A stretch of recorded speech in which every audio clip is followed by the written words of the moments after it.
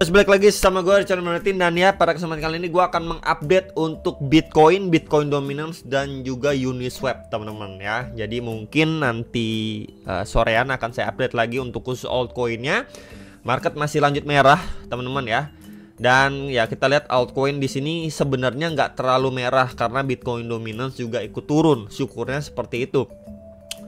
And then kalau kita lihat sekarang Fear and Greed udah berada nih di perbatasan, balik lagi mau ke Extreme Fear teman-teman ya. Ini sekarang udah di level 20 ya. Ini kalau kita klik sebentar, nah ini ya sudah mau masuk ke Extreme Fear ya, for the first time semenjak ya, ini terakhir kapan ya, kita lihat nih benar-benar masuk Extreme Fear lagi setelah sekian lama lah intinya teman-teman ya. Di sini tuh udah masuk ke indeks 20. Jadi kalau misalkan kita lihat semenjak dari Juli 2023 aja di sini ya, kalau kita lihat di sini dari CoinMarketCap, dia baru akan masuk Extreme Fear per sebentar lagi nih teman-teman. Nih, ini coba kalau saya bentar ya, ini ternyata ada halangan ya. Warna hitam ini akan saya hilangin. Nah, tuh ya. Jadi kalian bisa lihat tuh. Ya tuh, for the first time teman-teman, dia mau masuk ke Extreme Fear nih. Kalau ini kita lihat data semenjak Juli 2023 ya. Dan ya ini kalau per tahunannya kita bisa lihat ya, Extreme Greed di 92 dan Fear di 26 nih low-nya. Dan sekarang ini kita bikin low baru di level 20. So ya apakah ini udah mendekati sinyal bottom? Maybe ya, hopefully teman-teman. Cuman kenapa market merah? Lebih tepatnya karena ini teman-teman ya. Nih Presiden Trump mengannounce ya 25% tarif untuk ke Eropa. Ya ini tadi malam keluar ya. Jadi market ini makin merah merona karena hal ini ya, mengakibatkan market merah merona. And then ya yang nanyain gimana nih market, apakah segera pulih atau tidak ya. Biasanya setelah drop seperti ini kita butuh sesuatu yang bisa market bikin rebound. Apakah mungkin di bulan depan rilis data CPI-nya itu mengalami penurunan, kemudian the Fed itu lebih dovish, yaitu maybe bisa mengobati kekecewaan market di beberapa bulan terakhir. Tapi kalau misalkan itu aja tidak terjadi ya, maka kita akan menghadapi market yang lebih sulit lagi ya, dimana April tanggal 2 itu udah tarif dagang berlaku ya. Maka lebih berat lagi sebenarnya setelah April ya, Q2 Q3 itu lebih berat teman-teman ya. Dan secara historikal juga seperti itu kan. Ditambah juga dengan kebijakan tarif dagang akan berlaku. So ya menurut saya harapan terakhir di bulan Maret ya. Jadi memang biasanya itu kan Q1 itu bullish, Q4 bullish, Q2 Q3 itu cenderung flat bearish teman-teman. Itu intinya. Jadi yang nanyain harapannya kapan, menurut saya terakhir di Maret. Ya kita butuh sekali lagi sentimen positif ya, at least untuk kita lihat market hijau dulu. Dimana juga kalau kita lihat secara indikator di sini sudah akan memasuki Extreme Fear teman-teman. Ya, jadi kalau memang kita lihat secara sentimen sekarang kan orang-orang takut ya pada buang barang juga. Kita lihat dari segi ETF juga nih buang-buang barang. Bahkan di BlackRock ini terbesar nih di 26 Februari ini masuk rekor terbesar. Dan sekarang ini orang udah biasa berubah dari udah capek nungguin all season, udah capek hold, banyak yang cut loss, banyak yang mulai sell short, banyak yang meninggalkan market dan lain sebagainya. Dan ya ini bisa, menurut saya bisa menjadi salah satu peluang sebenarnya. Ya, ketika banyak orang menginginkan itu semakin sulit terjadi, tapi semakin sedikit orang yang menginginkan biasanya itu terjadi. Dan ketika itu terjadi, orang-orang yang kemarin udah out itu bisa balik lagi ke market. Dan by the time itu terjadi, market udah Extreme Greed lagi dan gak lama nanti bakal dump lagi. Ya, seperti itu kan biasanya siklusnya. Ya, jadi mungkin buat teman-teman yang udah lama di crypto biasanya seperti itu. So ya, jadi kemarin juga udah saya bahas ya untuk Bitcoin. Nah dan kita lihat dulu teman-teman untuk liquidation heat map masih sama ya, area tebal tuh di atas nih ya, di atas di 92 ribuan sampai 96 ribuan dolar ini banyak yang melakukan sell short. Meanwhile yang long kemarin juga udah ke sikat teman-teman ya. And then kita lihat dulu untuk Bitcoin Dominance gimana. Jadi so far Bitcoin Dominance masih sesuai plan ya. Dia drop dan visit box orange nih tuh ya. Dari update video kemarin udah hit box orange. Ini yang syukurnya ya, karena dia turun kayak gini, Bitcoin turun, altcoin itu tidak terlalu lah ya. Nah sekarang baru dia adanya reaksi pemantulan, sangat wajar karena ini adalah previous area supportnya dia yang beberapa kali masih mampu menahan laju penurunan dari Bitcoin dominance. Dan ya yang sekarang kita harapkan adalah dari sini maybe dia adanya sedikit rebound atau pemantulan untuk dia bisa lanjut turun lagi, dan nanti secara overall movementnya ya masih sama untuk ngejar wave-nya ABC teman-teman ya. Jadi itu secara gambaran besarnya untuk si Bitcoin dominance masih sejalan. Dan kalau kita lihat secara time frame 4 jamannya ya, ini 4 jamannya pun baru ya ada yang pemantulan, dan sekarang kita bisa pantau sebenarnya di EMA21 dan juga di previous high-nya dia di sini.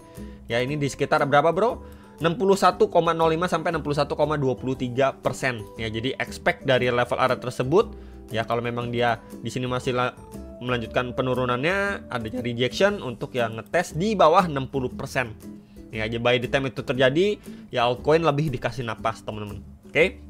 Untuk range lebih atasnya pasti di previous area di sekitar 61,46 sampai 61,84% untuk si Bitcoin. Kita lihat untuk Bitcoin gimana. Bitcoin secara daily yes ya, jelas banget support code ini udah jebol, area ini juga jebol, dan dia udah hit di area imbalance, dan so far baru mendapatkan reaksi kembali mantul ya. Secara closing tadi di 84.100-an dolar, weeknya itu di 82.144 dolar teman-teman untuk si Bitcoin ya. Ini kita bisa perhatikan sekali lagi sebenarnya ya, ini kan trendline udah terjebol ya, ini trendline udah jebol.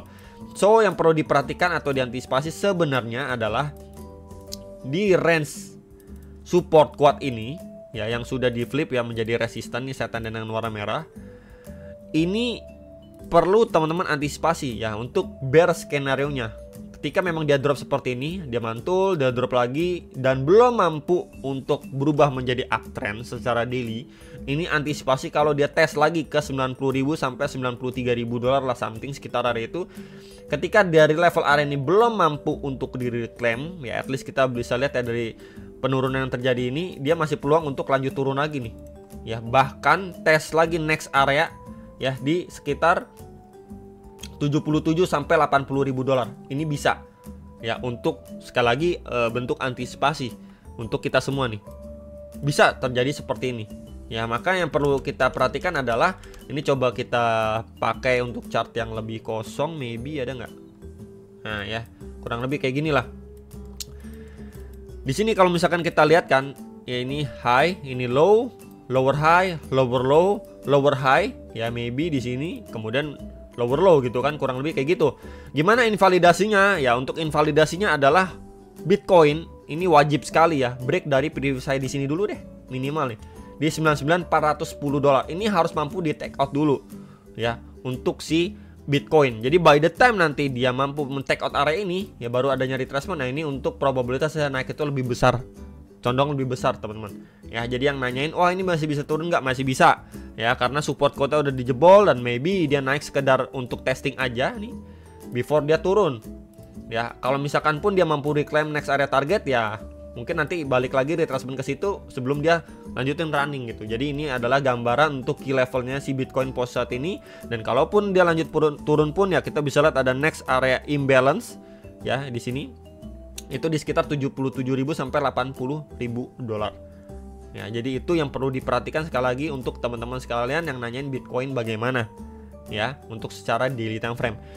Meanwhile kalau misalkan kita lihat untuk secara hourly-nya ya, untuk hourly-nya sekarang baru adanya mantul tipis ya teman-teman. Kalau misalkan kita perhatikan juga ini seperti di dalam sebuah range ya. Nih kalau misalkan kita bisa gunakan secara chart pattern seperti ini kurang lebihnya.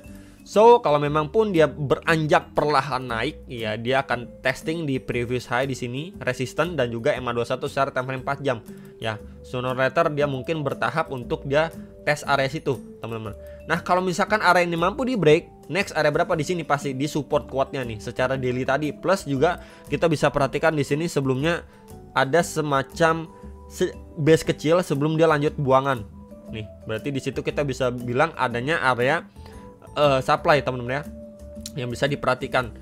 Ini di range area 90.900 sampai 92.540 dolar ya. Jadi perlu sekali diantisipasi by the time nanti dia break ya. Teman-teman juga perhatikan breaknya itu kuat atau enggak. Apakah cuman bikin tail candle doang masuk lagi ke bawah, wah itu bahaya. Dia bisa aja cuman sekedar grab likuiditas untuk dia lanjut turun lebih bawah. Tapi kalau misalkan nanti by the time dia mampu break, and then closing strong gitu ya, kemudian turunnya bertahap, retest lagi. Nah ini bisa menjadi pertanda awal yang cukup baik sebenarnya untuk Bitcoin ya. Jadi sekali lagi ini untuk secara short termnya bisa sekali diperhatikan yang nanyain Bitcoin beberapa target terdekatnya. Untuk Uniswap sebenarnya ini adalah datang ya di 1-2 hari yang belakangan lah kalau nggak salah. Jadi dari SEC kan waktu itu pernah mempermasalahkan Uniswap ya, dan sekarang udah istilahnya cash close lah dari SEC. Ini menjadi sinyal positif untuk Uniswap. Gimana dari segi price action? Sebenarnya dari segi price action ini kurang lebih mirip-mirip ya dengan kebanyakan altcoin, dimana ini wick atau ya shadow ya, atau bisa dibilang tail candle yang terbentuk pada ini secara weekly ya, 3 Februari ini perlahan dia visit lagi shadownya ya. Kalau saya tandain juga ini menjadi area tahanan nih secara weekly yang cukup strong. Ini coba saya tandain dengan warna putih. Itu di sekitar 6,53 sampai 7,69 dolar secara weekly. Ya, selama area itu masih mampu dipertahankan, so far untuk si Uniswap masih uptrend ya. Kita bisa lihat juga atau gunakan sebuah trendline support teman-teman. Bisa seperti ini juga bisa tuh. Ya. So far kayak gini juga bisa kita lihat menjadi trendline support. Ya dimana dia beberapa kali testing dan ini low, higher low, and then di sini potensi higher low. Ya di sini kita bisa lihat high, higher high, higher high, higher high. Ya, jadi ya overall secara weekly ini masih uptrend untuk Uniswap, cuman memang penurunan itu signifikan, ditambah lagi dengan case-nya atau masalahnya dengan SEC gitu. Jadi memang ini menjadi area yang perlu diperhatikan sekali lagi untuk Uniswap ya. Secara weekly yang nanyain weekly-nya gimana, ini area pantauan, jangan sampai area ini dijebol atau bahkan closing weekly di bawah range area ini. Tapi selama dia cuma bikin tail candle ngepok doang atau testing doang, itu masih adanya probabilitas untuk dia rebound. Ya at least kalau misalkan kita ngomongin secara short to mid termnya lah ya, kita nggak ngomongin muluk-muluk area-areanya, maka kita bisa lihat dulu aja nih di previous high di sini secara weekly, plus akan disusul juga dengan MA21 ya. Nih, ini saya tandain dengan warna merah di sekitar 9,67 sampai 10,33 dolar. Itu dulu aja terdekatnya, teman-teman. Ya, by the time itu mampu di testing ya baru visit lagi next area berapa, teman-teman? Next area berapa di sini? Ya, di sini kita bisa perhatikan. Kenapa? Karena terakhir kali ketika harganya adanya rejection, di sini retracement terakhir kali sebelum dia lanjut turun, teman-teman. Ya, di sini ada area supply secara weekly itu di 13,86 sampai 15,53 dolar, baru tentunya terakhir di range previous high-nya dia nih di 19 sampai 19,43 dolar. Jadi sekali lagi ini beberapa area target yang menurut saya masih sangat rasional ketimbang kita ngomongin new ATH dan lain sebagainya untuk Uniswap. Ya at least untuk bulan Maret lah. Kalau memang market dikasih hijau dulu gitu ya. Setelah dia testing di sini ya mungkin dia testing di 3 area ini aja. Udah bagus banget nih untuk Uniswap. Baru nanti kita update lagi ya secara berkala. Itu untuk si Uniswap kalau yang nanyain secara weekly gimana. Nah, untuk secara daily sebenarnya di sini kalau secara daily ya overall sih kebanyakan altcoin di sini adanya kalau kita lihat ya dari body candle ya teman-teman, di sini dia bikin lower low, tapi secara RSI dia bikin higher low teman-teman. Jadi di sini ada yang bullish divergent dan ya hopefully dari range area ini pun bisa memberikan reaksi ya untuk si Uniswap perlahan-lahan mengalami rebound dulu, setidaknya tes nih di previous resistance and support nih tuh. Kalau kita perhatikan secara daily-nya ya, walaupun memang di sini belum adanya sign atau tanda-tanda untuk reversal ya, cuman kalau kita lihat secara RSI di sini udah adanya bullish divergent, and then ya dia udah mulai slowing down di sini ya, hopefully market mengalami ya rebound tipis dulu lah. Kita nggak ngomongin run atau pump, tapi ya rebound tipis dulu aja dari sini ya lumayan kan teman-teman. Kalau misalkan memang kita lihat dari segi price action dari sekarang ya, ke range ini aja udah sekitar 19 sampai 28% nih range-nya. Tuh kalau kita ukur dari harga sekarang teman-teman ya. Jadi ya so far ya lumayan lah ya. Jadi palingan itu yang bisa saya update untuk Uniswap, Bitcoin ya. Hopefully bisa terbantu dan juga Bitcoin dominance-nya. Itu aja dari saya, semoga bisa terbantu dan sampai jumpa untuk next video. Sama profit.